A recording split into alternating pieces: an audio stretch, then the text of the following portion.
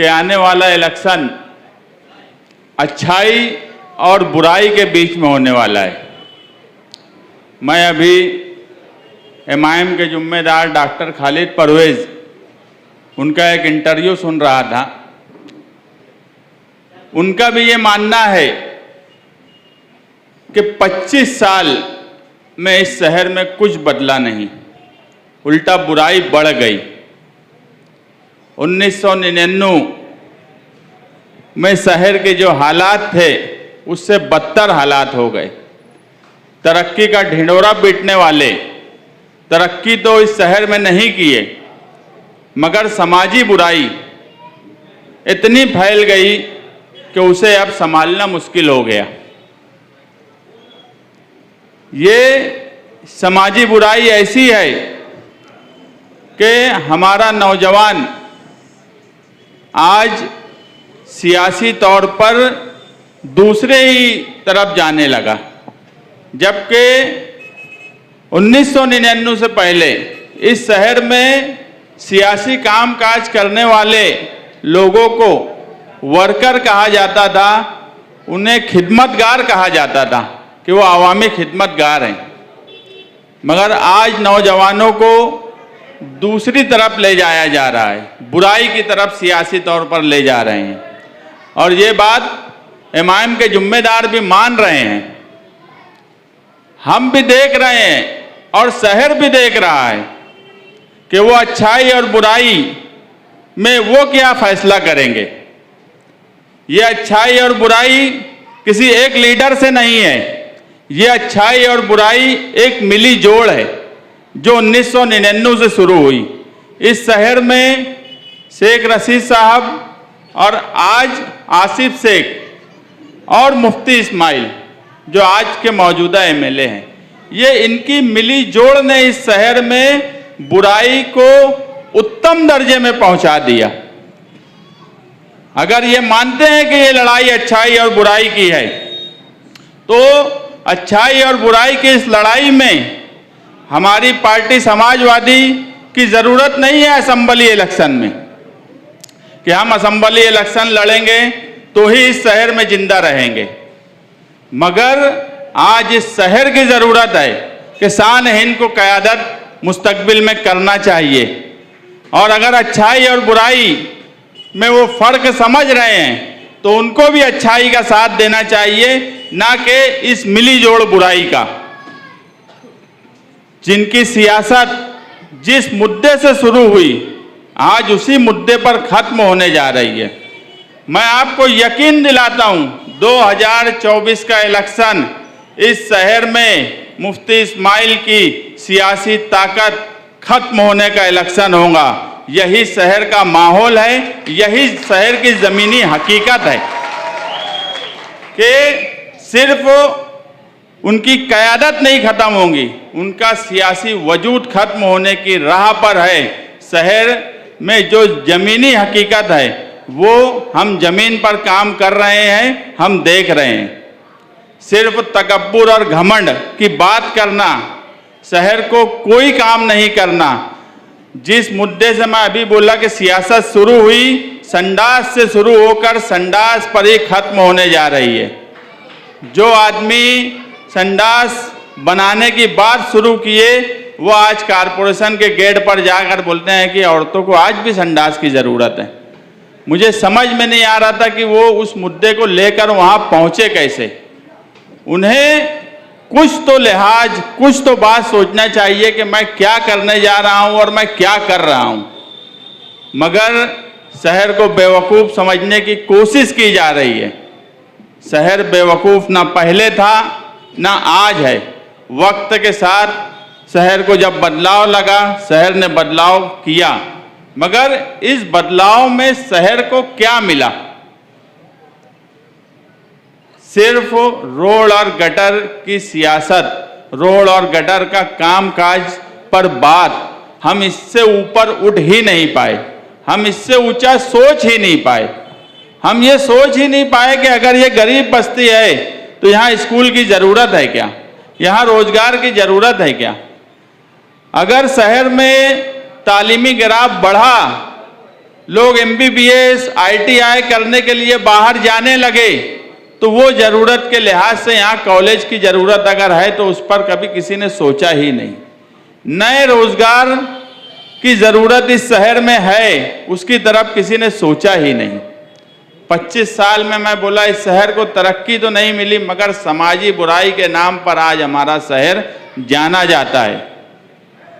वो MLA जिन्हें ये तक नहीं समझता कि असेंबली हाउस में क्या बोलना चाहिए और किस अल्फाज को बोलना चाहिए, शहर की हंसी उड़ाने का काम, ऐसा कोई सवाल नहीं। मैं तो हैरान रहता हूं कि बोलते हैं कि मुतालबा किए, MLA ने मुतालबा किया, ये भी एक नुमाइंदगी है। अरे मुतालबा तो मेरे टाने मामा भी कर सकते, मुतालबा करने में कौन सी बात है।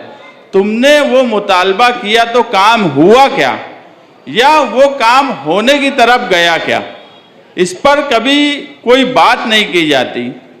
इस शहर में इतने फंड की बात की गई है अखबारात और यूट्यूब चैनल पे, 366 करोड़, 50 करोड़, 25 करोड़, 10 करोड़, इतने करोड़ कि अगर 5 साल का मैं सिर्फ अखबार और यूट्यूब वो भी निकालेंगे, नहीं निकालेंगे ऐसा नहीं है।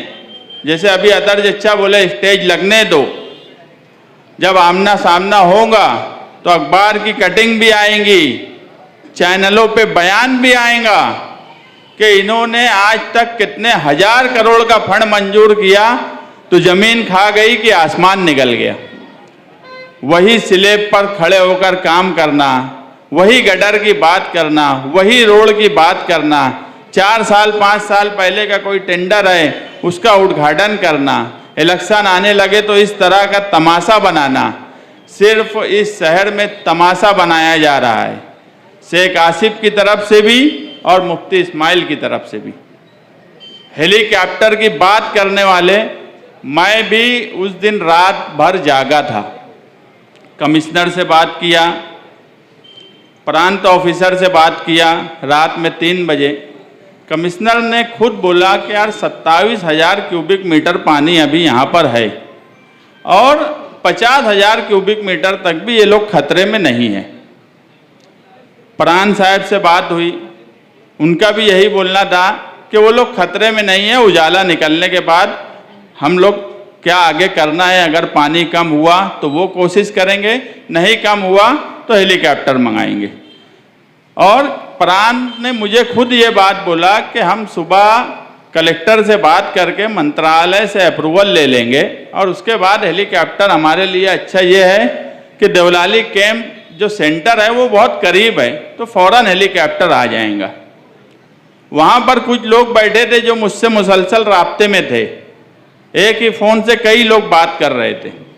मैं सियासत में नफ़ा हो कि नुकसान हो, अगर आदमी मुसीबत में है तो उसको सही बात बता देना और उससे सच्ची बात करना, ना कि बिला वजह तसल्ली देना कि वो कोई खतरा मोल ले।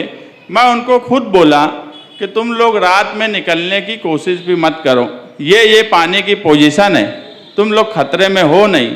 तो एक लड़का उधर से कौन था मुझे नहीं मालूम, अलग अलग लोग बात कर रहे थे, बार बार ये बोलता था कि भैया कुछ भी कर हेलीकॉप्टर मंगवा दे, कुछ भी कर हेलीकॉप्टर मंगवा दे। तो मैं उसको बोला कि रात में हेलीकॉप्टर आएगा ये दिमाग से निकाल दो, वो मुमकिन चीज़ नहीं है।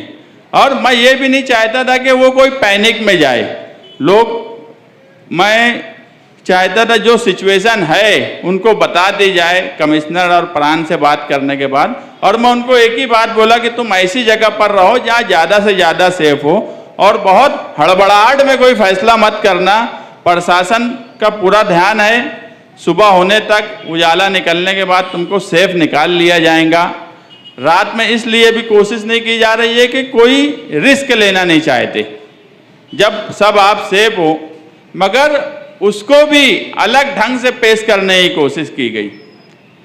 इतनी नंगी सियासत, तुम तमाशा इस शहर में बना दिए। एक रिकॉर्डिंग डाल रहा है मैं हेलीकॉप्टर पैसा दे दूंगा, एक रिकॉर्डिंग डाल रहा मैं बात किया। मैं ये सब चीज़ कभी सियासत में मानता ही नहीं, और ना इसको अच्छा मानता हूँ कि किसी से बात की जाए और उसकी रिकॉर्डिंग डाली जाए। ये भी ना कानूनी तौर पे सही है, ना समाजी तौर पे सही है। मैं जो बोल रहा हूँ, अगर वो आपको यकीन है कि मैं सच बोल रहा हूँ तो आप मानो, आपको लगता है मैं झूठ बोल रहा हूँ तो आपकी मर्जी। मुझे कोई ज़रूरत नहीं है कि मैं जो बोल रहा हूँ उसके लिए कोई सबूत दूँ। लेकिन तमाशा इस शहर में हर बात का बनाया जा रहा है। ऐसा तमाशा मुझे भी बहुत बोला गया कि भैया आ जा, हन्या पे तो देख अभी कपड़वा उतार रहे हैं ना, पे मोला कुछ भी करिए, कुछ कपड़ा उपड़ा उतारे की जरूरत नहीं है, सिर्फ नाटकबाजी तमाशा हो रहा है। और मैं इतने नंगेपन में सियासत में मैं इतने नंगे नहीं हो सकता। अपना एक स्टेटस है, अपना एक स्टैंडर्ड है। हम सियासत में इतने नंगे ना कभी हुए हैं, ना कभी इतने नंगे हो सकते कि कोई चीज़ कोई मुसीबत में है तो उसका तमाशा बना दिया जाए। ये हमसे कभी नहीं होगा। इसका नफ़ा हो कि नुकसान हो, उससे भी हमको कोई फ़र्क नहीं पड़ता। हमारा एक दबदबा है, हमारा एक स्टैंडर्ड है, एक स्टेटस है। उससे नीचे उतर के हम कभी सियासत ना करे हैं, ना कभी हम सियासत करेंगे। हमको बहुत से लोग बोले रिकॉर्डिंग भैया तुम जो बात करे वो भी डाल दो। मैं बोला वो भी नहीं डालूंगा, कोई कितना भी बोले। कई यूट्यूब चैनल वालों का फ़ोन आया कि यार इस पर तुम भी बोल दो, सफाई दे दो। मोला जब वक्त आएगा बोल दूंगा। अभी जो तमाशा चल रहा है उस तमाशे में मैं शामिल ही होना नहीं चाहता। बोलने का मतलब ये है कि आज मालेगांव शहर में समाजवादी की तरफ लोग देख रहे हैं, और उसकी वजह है कि गली से लेकर अगर मैं आज कहूँ दिल्ली तक, अगर रियासत में अबू आसिम आज़मी साहब हैं जो हर मुसलमानों पर मुसीबत पर सबसे पहले खड़े होते हैं, मालेगांव शहर में तुम्हारी पार्टी सबसे पहले खड़ी होती है। वो कोल्हापुर का वाकया हो या माजी में कई ऐसे वाकयात हुए। कोल्हापुर अगर कोई लीडर गया तो वो वही शेर महाराष्ट्र अबू आसिम आज़मी साहब थे, जो कोल्हापुर में मुस्लिम वाहिद लीडर थे, जो उनसे मिले, उनका मसला समझा और उसको किस तरह से हल किया जाए उसकी कोशिश की। पार्लियामेंट में वक्फ बिल आया, वक्फ बोर्ड का बिल, जबकि अक्सरियत बीजेपी के पास है, उसके बाद भी वो पास नहीं कर पाए, जेपीसी में भेजना पड़ा। आप अगर उस वक्त की वीडियो देखेंगे, सबसे पहले मुखालफत करने वाला आपका लीडर अखिलेश यादव साहब, जिसने वक्फ बोर्ड की मुखालफत की, हाउस में खुलकर मुखालफत की। उस पर अमित शाह को गुस्सा भी आया। बोलने का मतलब यह है कि आज जो पार्टी तुम्हारे पास है, हमने पार्टी बदली तो हमने पार्टी ना अपने मुफाद के लिए बदली, ना ही कोई लालच में बदली। हमने फिरका परस्ती के खिलाफ जिस पार्टी से हमारा दिली लगाव था, जिस पर हम कभी सोच नहीं सकते थे वो पार्टी छोड़ेंगे, वो पार्टी सिर्फ हमने इसलिए बदली कि 2014 के बाद इस मुल्क में फिरका परस्तों के हौसले इतने बुलंद हैं कि अब फिरका परस्त पार्टी के साथ अगर हमारी पार्टी जा रही है तो हमें एक ऐसी सेकुलर पार्टी चाहिए जो मुल्क में मुसलमानों की तर्जुमानी करे, और हम उसी पार्टी में गए। नहीं तो आप देखेंगे 5 साल में 2 पार्टी बदल लिए शेख साहब के यहाँ के। कांग्रेस में थे, राष्ट्रवादी में गए, राष्ट्रवादी भी छोड़ दिए, मगर सिर्फ अपने मुफाद के लिए। उनकी फिरका परस्तों से साठगांठ हो गई। अब डायरेक्ट तो जा नहीं सकते, तो अब इनडायरेक्ट, सीधे नहीं खा रहे हैं तो उल्टी तरफ से खाने की कोशिश कर रहे हैं। फिरका परस्तों का साथ देने की कोशिश कर रहे हैं। जो कह रहे हैं कि आज़ाद लड़ना मतलब यतीम बिगैर बाप के, अब मुझे मुनासिब नहीं लगता ऐसे जुमले इस्तेमाल करना। जो बार बार पार्टी बदलते हैं सिर्फ अपने मुफाद के लिए, उनको क्या नाम देंगे? ये भी तो शहर देख रहा है कि तुम पार्टियां हर 5 साल में, जब से तुम्हारी सियासत शुरू हुई, सिर्फ पार्टी बदले, ना शहर का कोई फ़ायदा, ना आवाम का कोई फ़ायदा, ना शहर में कोई दबदबा रखे, ना फिरका परस्तों को कभी कोई जवाब दिए। ये भी फिरका परस्तों के साथ ही साठगांठ, एक दादा भूसे के साथ साठगांठ करके रह रहे हैं। एक बीजेपी के साथ साठगांठ करके रहे हैं। हम ही हैं वाहिद जो फिरका परस्तों में, तो वो मंत्री कितना भी बड़ा हो, अगर वो हमको कहीं रोड पे भी मिले तो हमने जो शहर की ज़रूरत थी उनके मुंह पे बोला। हम ना कभी जी हुजूरी किए, हम ना कभी ये सोचे कि ये बहुत बड़े मंत्री है तो हमारा कोई नुकसान कर देंगे।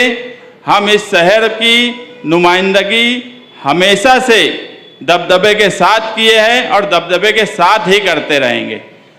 ये दोनों लोग दो पार्टियों से, एक एकनाथ शिंदे के साथ मिला हुआ है, एक बीजेपी के साथ मिला हुआ है और इस शहर को बेवकूफ़ समझ रहे हैं कि फिरका परस्तों के साथ मिलकर, तुम देखेंगे कभी ये लोगों ने इस शहर में फिरका परस्ती के खिलाफ कोई भी दोनों में से, मुझे बताओ, गढ़ की यात्रा में इन्होंने कोई बात बोली?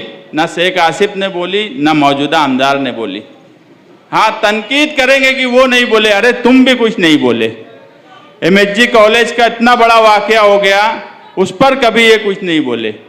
इनकी साठगांठ हमेशा फिरका परस्तों से रहती है। ये बजट इसलिए लेते नहीं हैं कि शहर में काम हो, ये बजट सिर्फ इसलिए लेते हैं कि ठेकेदारी कर सके। अगर शहर की ज़रूरत के लिए अगर ये बजट और कोशिश करते तो आज शहर कहीं ना कहीं तरक्की याफ्ता दिखता या हमें महसूस होता। सिर्फ ठेकेदारी, पैसा कमाना, पैसे की लालच, ये सारी चीज़ें हैं। वक्त आने पर आज के जो MLA हैं, ये कितनी तोड़ी किए, कितने लेटर दिए और उस पर कितनी तोड़ी किए, कितनी बदउनवानी किए, इसका भी सब रिकॉर्ड है। और ये मालेगांव शहर भी जानता है कि मुस्तकीम डिग्निटी अगर कोई कागज़ निकालता है तो इसको शहर भी मानता है और वो कागज़ जब निकलता है तो सबकी सिट्टी बिट्टी गुम हो जाती है। तो मौजूदा आमदार भी ध्यान रखे, अभी जलसा होने वाला है, वक्त है इलेक्शन का और करीब वक्त आने दो। जिन्होंने मस्जिद, मदरसा, कब्रस्तान नहीं छोड़े, ऐसे ऐसे रिकॉर्ड के साथ जब अवामी अदालत में हम रखेंगे तो मुझे नहीं लगता कि इनको बताने के लिए कहीं मुंह रहेगा। क्योंकि आज तुम देखेंगे इनके आसपास अब कोई पार्लियामेंट्री बोर्ड नहीं है, शहर के ऐसे लोग नहीं हैं जो शहर की भलाई चाहते, ऐसे लोग उनके साथ थे। 2007 और 9 की उनकी सियासत शुरू हुई तो शहर के ऐसे ही लोग थे जो शहर की फिक्र में उनके साथ आए थे। आज उनके आजू बाजू सिर्फ ठेकेदार हैं, ठेकेदार की पार्टी, ठेकेदार के MLA मुफ्ती मोहम्मद इस्माइल कासमी साहब हैं। आप ये कान खोल कर सुन लो, सिर्फ उनका एक ही मकसद है, ठेकेदार। और आजकल तो देख लीजिए कि भगदड़ मची हुई है पार्टी में, लोग पार्टी छोड़ छोड़ के जा रहे हैं तो नया नया लालच दे रहे हैं। तुझे 50 लाख का ठेका दूंगा, तुझे 1 करोड़ का ठेका दूंगा, तुझे 2 करोड़ का ठेका दूंगा, कि कैसे भी लोग रुक जाएं। मगर आप देखेंगे लोग मुसलसल समाजवादी में आ रहे हैं, समाजवादी पार्टी को मजबूत कर रहे हैं। आने वाला इलेक्शन बदलाव का इलेक्शन है। इस 25 साल की मिली जोड़ जो ना इस शहर की तरक्की के लिए कुछ किए, ना इस शहर की समाजी बुराई खत्म करने के लिए कुछ किए, ऐसी मिली जोड़ को शिकस्त देने का वक्त बहुत जल्द आने वाला है और ये शहर बदलाव चाहता है। आप उस बदलाव के लिए तैयार रहें। इतना ही कहकर मैं अपनी बात खत्म करता हूँ।